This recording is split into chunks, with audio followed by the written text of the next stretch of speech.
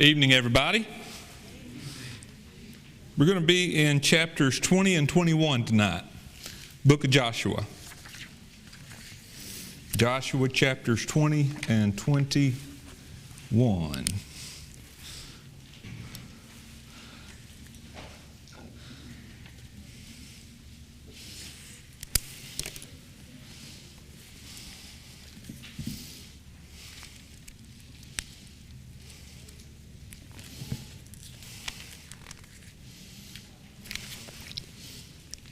Some Bible passages are really hard to make a lesson out of. Some are not so much. So we'll see how this one works out. Tonight, we're going to be talking about the cities of refuge and the Levitical cities. So go ahead and go to the next slide, if you will. And we see the very last statement of chapter 19 of Joshua, verse 51. So they made an end of dividing the country. So when we finished the last time, we saw all of the tribes divided with their land, minus Levi, which we're going to get to tonight. Go ahead and show this next slide, which is the map. So you're familiar with that. The map of all of the different tribes and how they were divided out, fulfilling the promise of God to give them the land. God had been promising them this since the days of Abraham, and we see it fulfilled here, that they received all of their land divided out. Go ahead. This lesson is going to cover two more organizational details in the land. All the tribes have their land. Within these tribal allotments, there were dedicated cities. Now, 48 cities were Levitical cities. 6 of them were designated as cities of refuge. You see my reference to Numbers chapter 35. This was promised a long time ago, even before they crossed the Jordan River. This was promised by God that this would happen. So, got another set of maps. Go ahead and show those. So next week, I will have a test. And on that test, I'm going to put all these little red dots, and you'll need to fill in the names of the cities.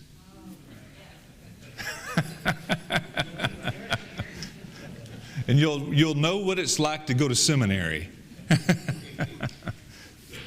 Yeah, that would be tough. But what this does give you is a view of all of the Levitical cities, 48 of them.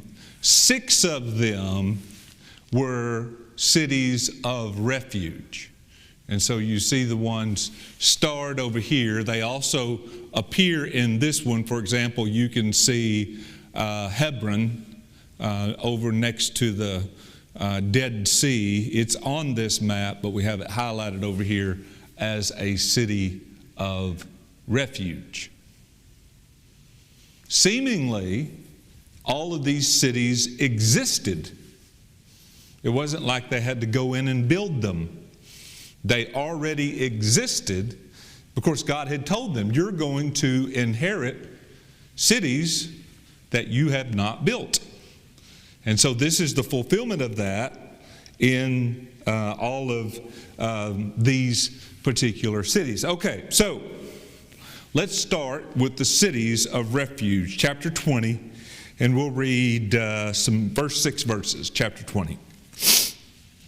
So the Lord also spoke to Joshua, saying, Speak to the children of Israel, saying, Appoint for yourselves cities of refuge, of which I spoke through Moses, back in Numbers chapter 35. That the slayer who kills a person accidentally or unintentionally may flee there, and they shall be your refuge from the Avenger of Blood. And when he flees to one of those cities and stands at the entrance of the gate of the city and declares his case in the hearing of the elders of that city. Now, I want you to hang on to that, if you will, because I'm going to come back to that. So when somebody accidentally killed somebody, they could flee to this city, but before they entered the city, the elders of that city, who happened to also be Levites, would have a sort of hearing, as we might think. They're going to appear before the elders. He's going to state their case, and I'll keep reading. The hearing of the elders, and they shall take him into the city as one of them, and give him a place that he may dwell among them. So, if it is determined in the hearing that this was not a premeditated, first degree, as we think of, murder, but it was an accidental killing. For example, one example that Deuteronomy gives is you're out chopping wood. And you ever been chopping wood and the axe handle fly off? I've had that happen to me. And if not the axe handle, but the axe head. And the axe head flies off and it strikes Glenn in the head. Well, I have the right and the responsibility to flee to one of these cities of refuge, tell the elders of that city what happened, and then they will take me into that city to protect me from the Avenger of Blood. Now, what is the Avenger of Blood? This was a family member. Do you remember the story of Ruth? Linda would be the Avenger of Blood. She would chase me down, and if she beat me to the city of refuge, she would kill me. Well, that's how it worked. Do you remember the story of Ruth, where Boaz was the kinsman redeemer, and he redeemed the land? Well, in the same principle, it's the same Hebrew word. The Avenger of Blood is also a redeemer, a kinsman redeemer. And he would go and he would make sure that the blood of his relative was paid for. As in, if you shed blood, your blood shall be shed. That was the Old Testament principle. So, verse 5. Then if the Avenger of Blood pursues him, they shall not deliver the slayer into his hand, because he struck his neighbor unintentionally, but did not hate him beforehand. And he shall dwell in that city until he stands before the congregation for judgment, and until the death of the one who is the high priest in those days. Then the slayer may return and come to his own city and his own house, to the city from which he fled.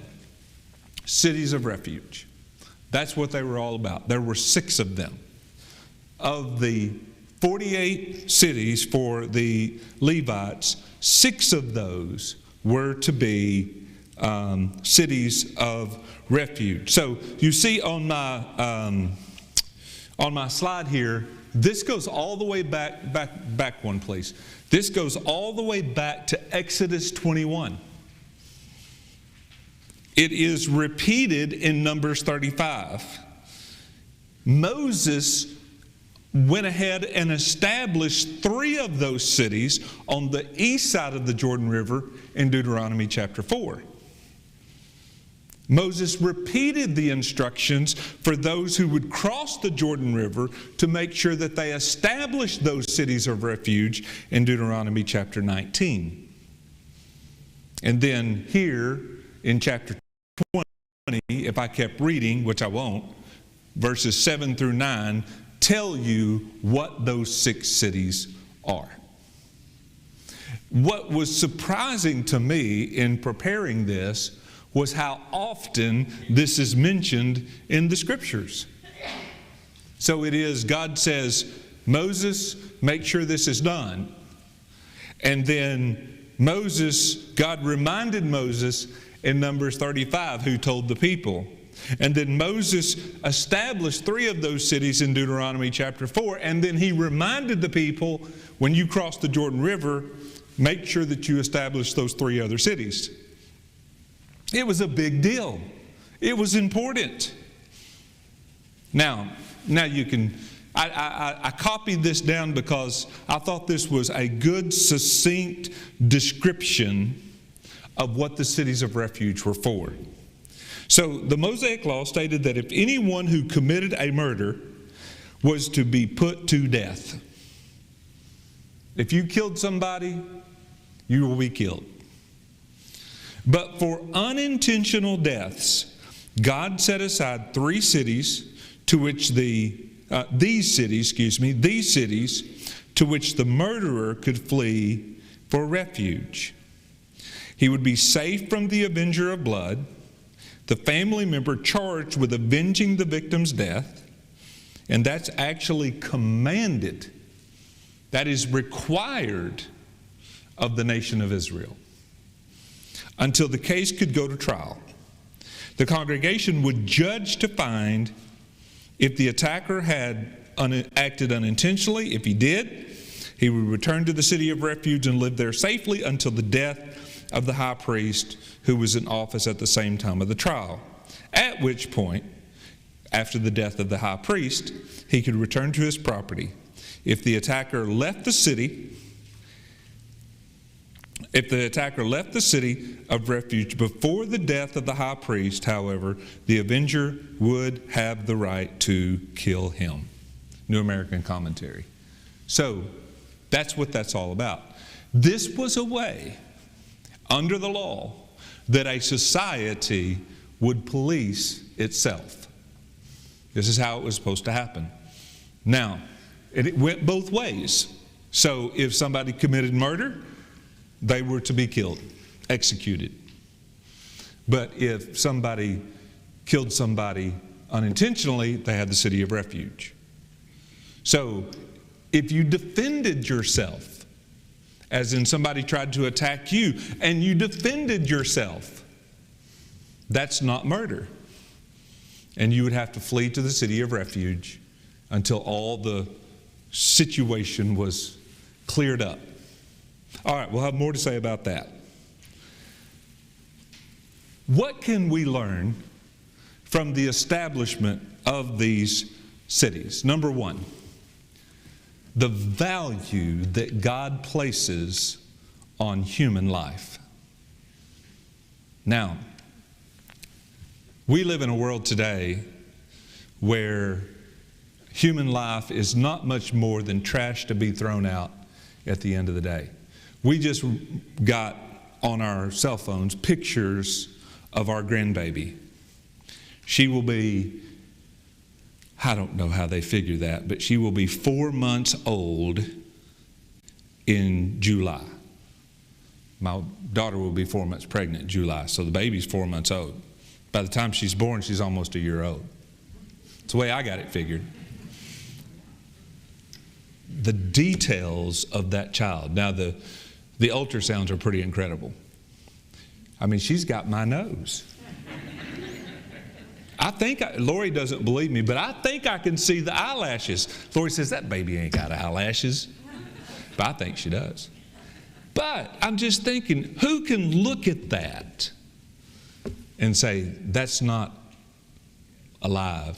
I mean, she was moving, and she took one arm and put it behind her head. She crossed her legs. And of course, my son-in-law says she's just chill. She's just chill. So, the value of human life. If you looked in the world of that time, we think that, it's bad now. Look, it was really bad then.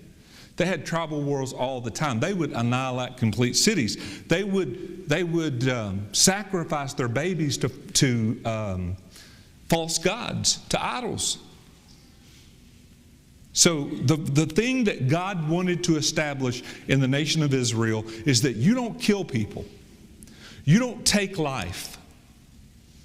You do not take human life. And so the value of human life.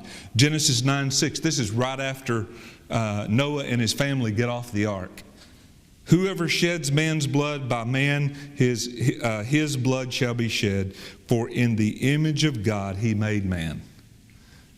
All of us sitting in this room were made after the image of God, and we might not think that there are certain people don't deserve to walk the face of the earth, but we need to really really, really understand that every human life is valuable to God. So that's the first thing that I want us to see. Now, I could go to Matthew. I'll put that there for you to look at later. Now Jesus is saying, you have heard, but I say. He says in the law it says this, you shall not murder. This is the first one of those. So Jesus said, now in the law it says you shall not murder. But I say to you, don't even hate your brother. He says, if you hate your brother, you're just as guilty as a murderer. So not only do we value the existence of the human life, we value the person, him or herself.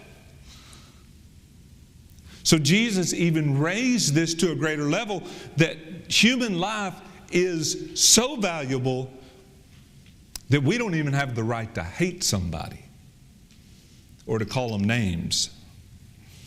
So the value of human life. Next, I think we see the graciousness of God. I mean, I've done some pretty dumb things. Some of them on purpose, but a lot of them by accident. I mean, I'll never forget the morning that I got in my truck and I backed into my daughter's car. Now I've got to pay for 2 vehicles. I did that on accident. I mean, whether we sin purposefully or by accident. I can sin by accident. God provides a refuge. God is our refuge and strength, a very present help in trouble. Psalm 46 verse 1. Psalm 62 verse 7.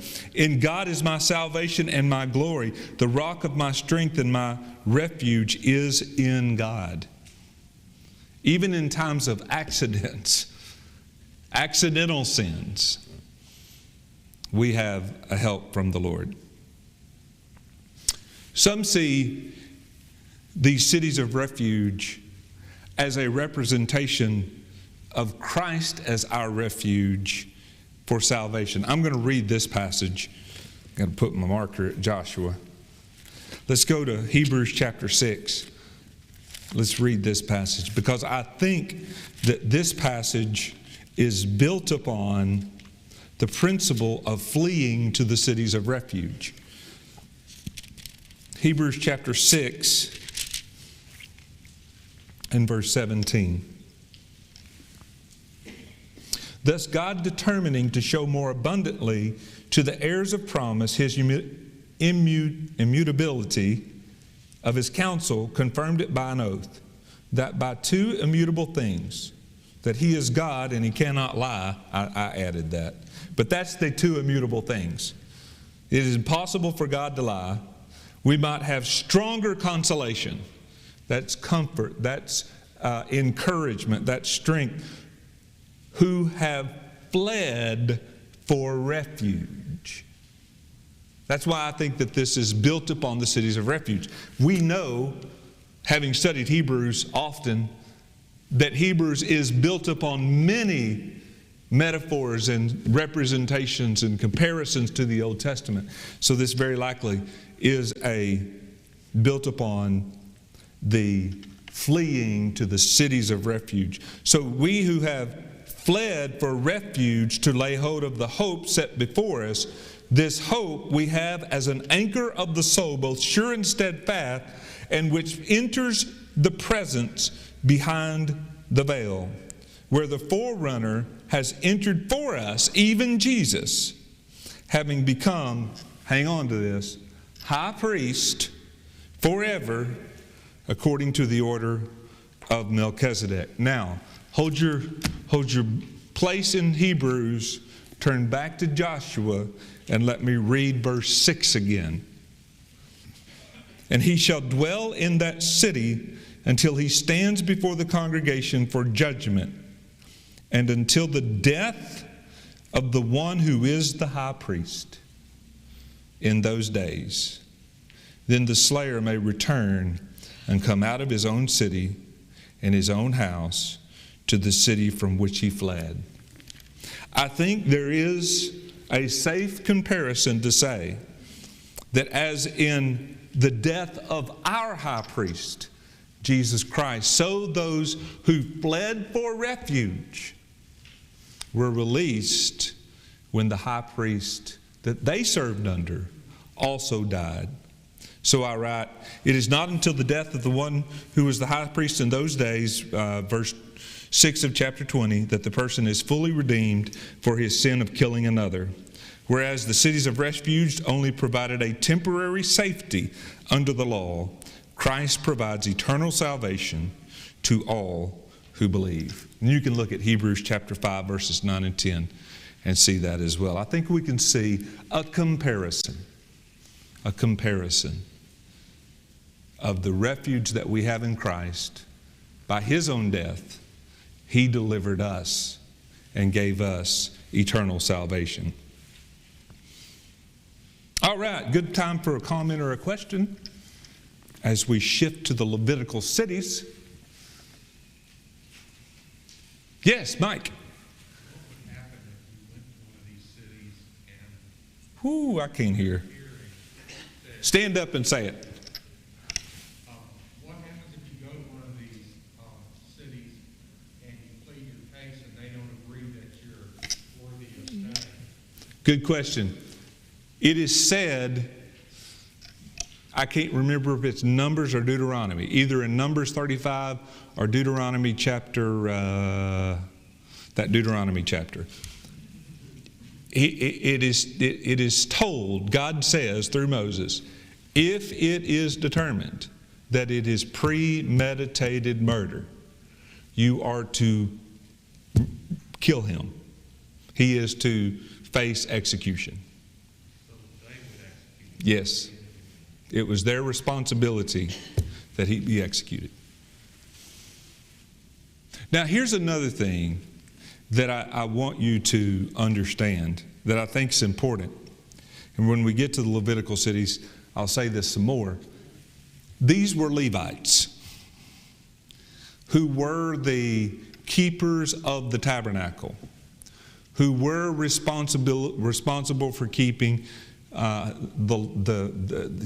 say keeping the law, I mean keeping it intact, having copies available. So God's plan was that these guys would know the law and implement the law. And so when you went to these cities of refuge full of Levites, because these were Levitical cities, the idea was the Levites would know how to bring about that judgment based upon the law of God. We'll see how that works out as we continue. Any other comments or questions? Chapter 21.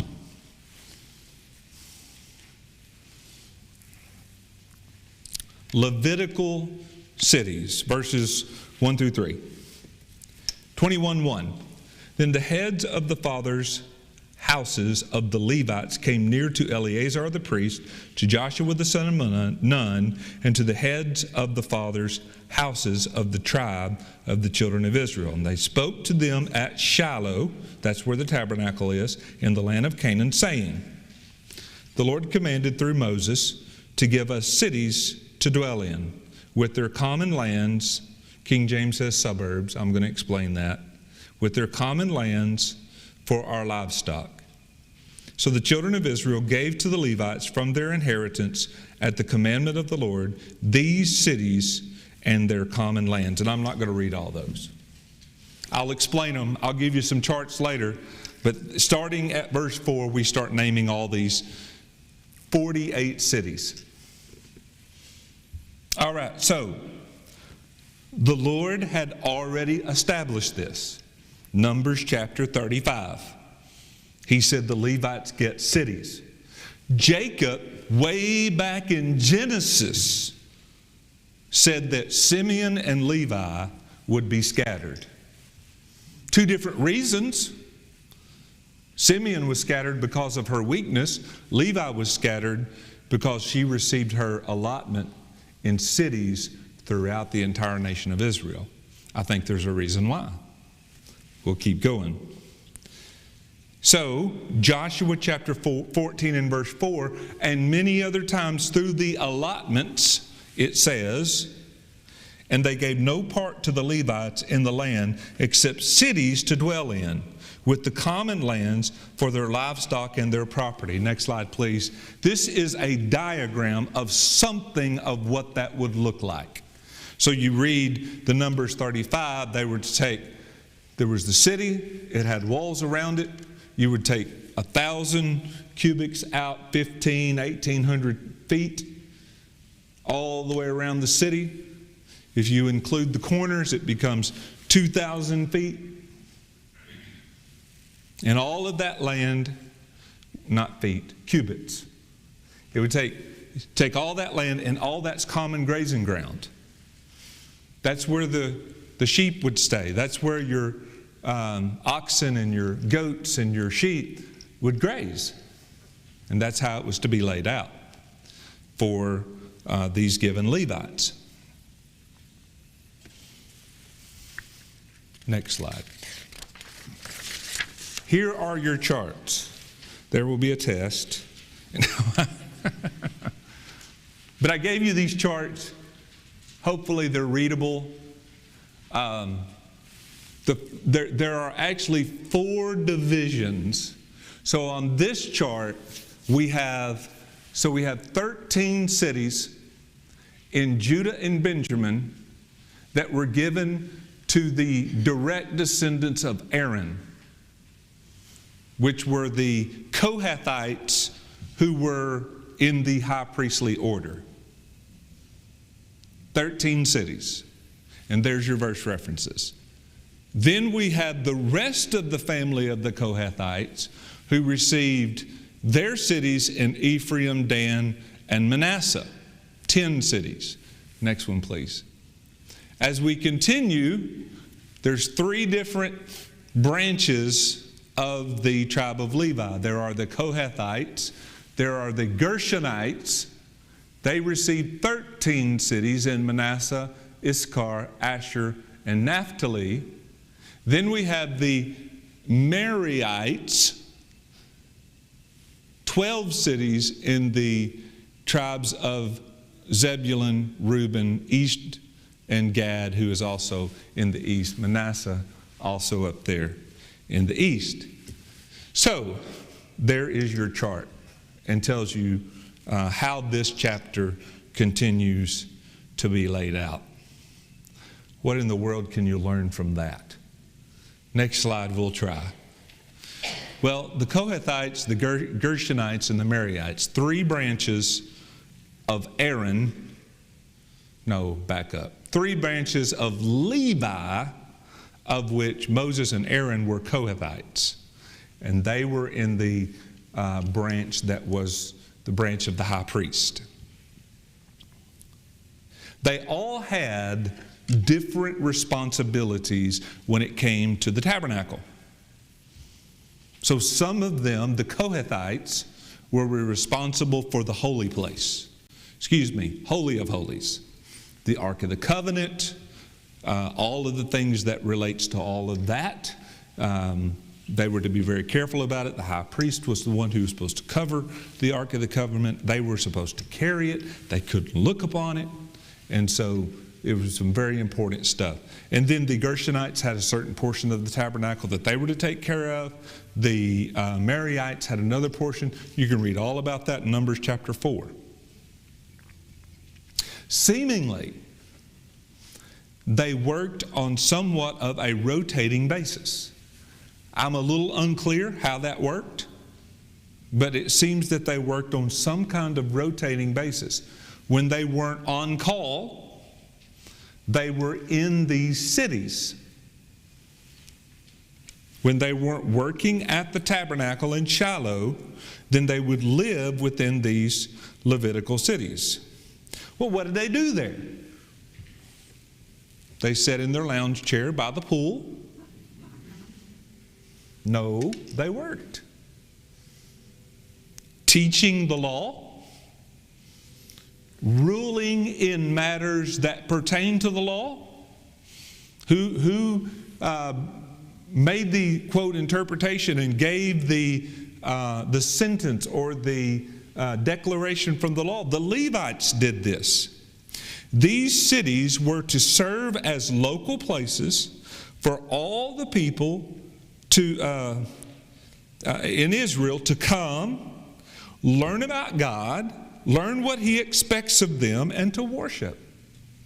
Not all of the time, sometimes, but not all of the time were they to go to the tabernacle. Now, God had already laid it out. There were 3 times that they had to go to the tabernacle. One of them was the Passover. One of them was Pentecost. What was the other one? Y'all look that up. There were 3 traveling. It's the harvest, 2 of the harvest around the Day of Atonement. Day of Atonement. Day of Atonement. In that area. Okay, so there were 3 times they had to appear before the tabernacle.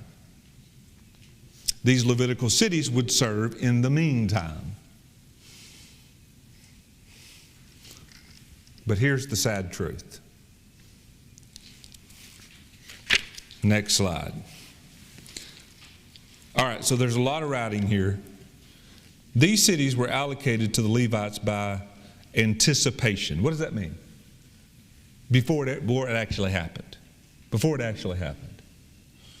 To be occupied by them only to the extent that they required them and the Israelites possessed them. Here's the sad truth. It is unlikely that the Levites ever dwelt in all of them, or even most of them. For some of them did not belong to Israel until long after the time of Moses and Joshua. 1 Chronicles 6:54 through 81 also give a list of the Levitical cities, but the list is smaller than the one in Joshua.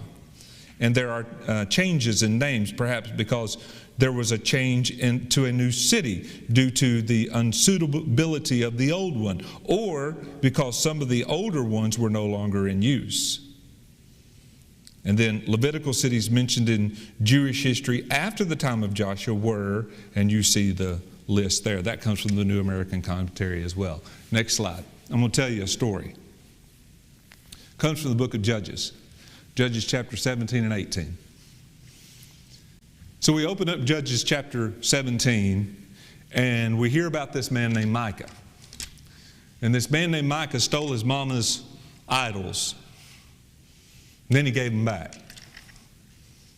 And then lo and behold, a Levite shows up. Now listen to what it says in Judges 17, verse 7 and 8. Now there was a young man from Bethlehem.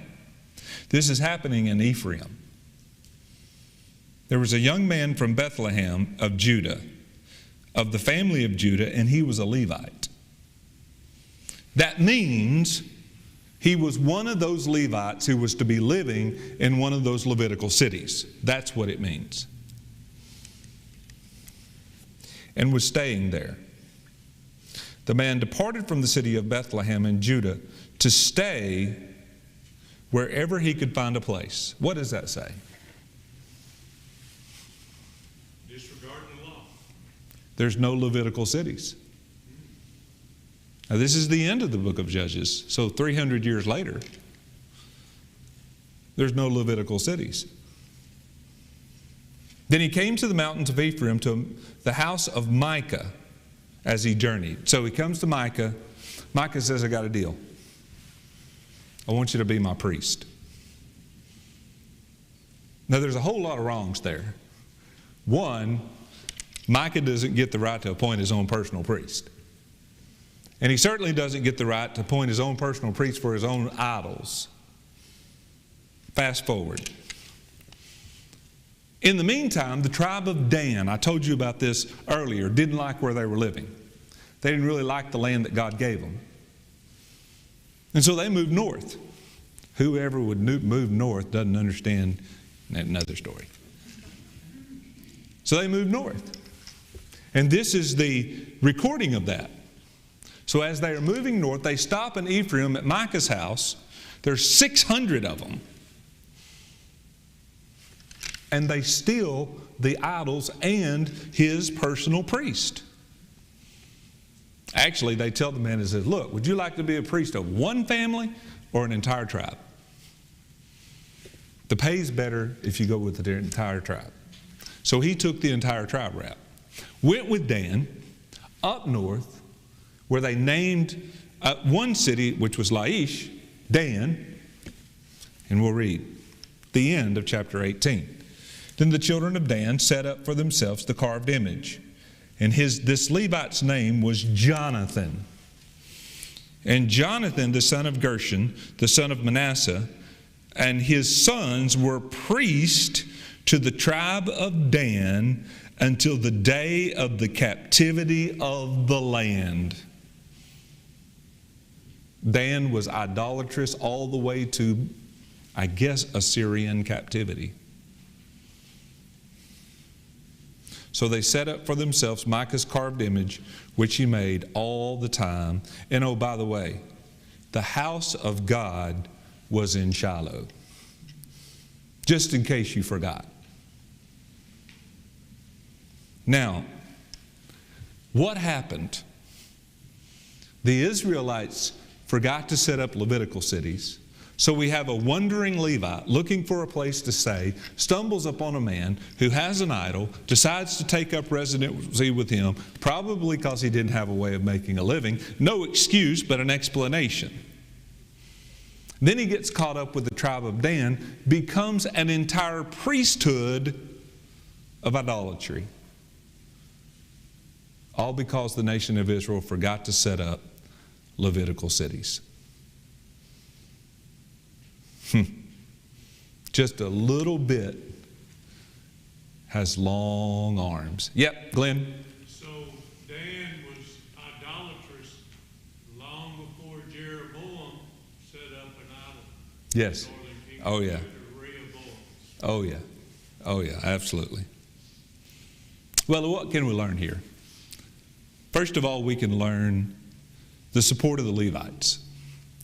They didn't get land. But God didn't leave them out. God had a plan for them. He wanted to scatter the Levites through the nation of Israel so that they could be, for lack of a better term, His preachers.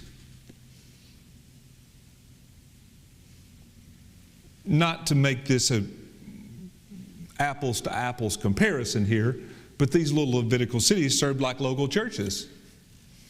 Little places in every little area where, now again, I'm quotations here, where people could go to church. Different, I know, but you get what I'm saying. So, support of the Levites, which is also important to say support of pastors. And I'm preaching to the choir, really. This church just gave me a phenomenal raise, more than I ever expected. You all are always lavishing myself and my family with great things. So, but you have to preach where you are, right? So here we are. In 1 Corinthians chapter 9, Paul used the comparison of the priesthood. He says, do you not know that those who minister the holy things eat of the things of the temple, and those who serve at the altar partake of the offerings of the temple? And even so, the Lord has commanded that those who preach the gospel should live from the gospel. In other words, when pastors are preaching and teaching the Word of God, they have a God-given right to be taken care of. God gave Israel that responsibility for their Levites. And I will tell you, they didn't do a very good job at it. They did not do a very good job at taking care of the Levites. Also, I think we can see, and I've already kind of said this, but the importance of local churches. All over the country, all over the world, of little places like this one, that people can come, learn about God, learn what He expects of them, worship together. And those little churches ought to be spread out all over the world. Whereas God wanted it to be spread throughout all the nation of Israel, so God wants to spread churches throughout all the world. We'll read Ephesians chapter 2 because we have time. Ephesians chapter 2, verse 19.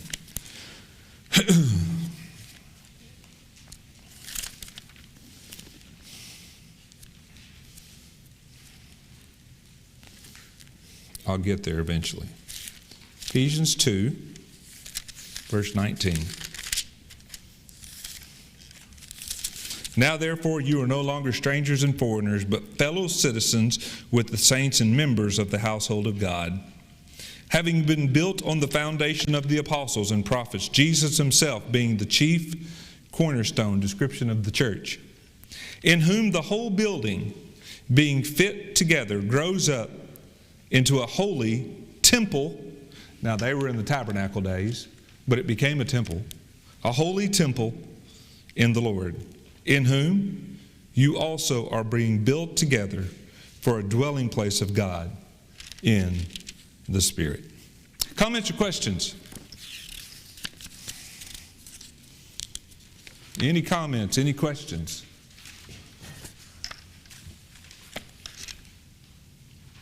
Well, thanks for being here tonight. I appreciate you. I hope the lesson was one that would be helpful to you, that you can use in your daily life. Encourage you, and let's make a few announcements. First things first, I didn't get a chance. I've been running behind ever since I got back in town, but I didn't get a chance to get my pictures on slides, but I'm going to do that by Sunday. I was able to take a few pictures when I was visiting with Brother Micah Deaton and Summit Baptist Mission up in Springdale. They were, to say the least, surprised and very excited. I was able to deliver $84,220 to them, and it will pay the land off. Their land will be paid for, and probably, we don't know exactly yet. I talked to him sometime, Monday, I think. Talked to him Monday, and he said he hadn't got all the numbers and dots and figures worked out, but may have some left over that might be able to be used for getting the land ready to build upon, or to get plans together, or don't really know yet. But the good news is the land is paid for, and they're really excited about that. So I had a good time with them. I'll be sure to try to get those pictures up, and maybe can show them to you on Sunday. Took pictures of the property. The property is in a great location. If you're familiar with Springdale, it is, if you know where Sam's Furniture is, right on the freeway. Well, their land backs up right to the Sam's Furniture building. They got about 7.5 acres. And the other way to tell you is if you take the 412 exit off of Interstate 49 in Springdale. 412 is the road that goes to Siloam Springs. You take the exit, you go back under the freeway, and you take the first right. And that's Highway 112.